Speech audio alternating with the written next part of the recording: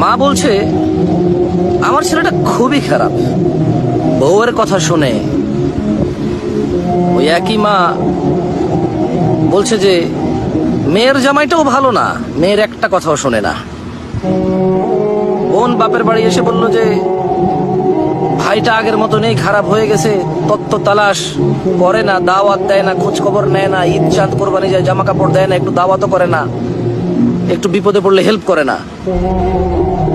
আমার ওই বোনটাই বলে আরে জানিস তোর দুলাভাইটা খুবই খারাপ, কাম কাজ করে করবি কি আর, বোনের দাওয়াত দে, বাগিনারে দাওয়াত দে, আজকে বোনের এটো হয়েছে, ভাইয়ের ওটো হয়েছে, সারাদিন তো বোন ভাই করে করে তার জীবন শেষ করে দিল।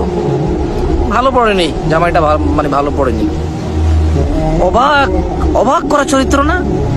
মা তার ছেলের জন্য যে চরিত্রকে অপছন্দ করে, ঘৃণা করে, বদদোয়া করে, কিন্তু মা তার মেয়ের জামাইয়ের জন্য এমন চরিত্রের আকাঙ্ক্ষা করে এবং কামনা করে, দোয়া করে। বোন তার ভাইয়ের যে চরিত্রকে অপছন্দ করে, কিন্তু ঠিক তার স্বামীর জন্য সেম চরিত্রকে সে পছন্দ করে, নির্বাচন করে, এবং সে এইটাকে কামনা করে, আকাঙ্ক্ষা করে। যদি এমন হতো, সমাজের এই স্যাড চরিত্র আমাকে ভাবায়। আমি সবাইকে বলবো না, এরকম হয়, আমরা দেখেছি।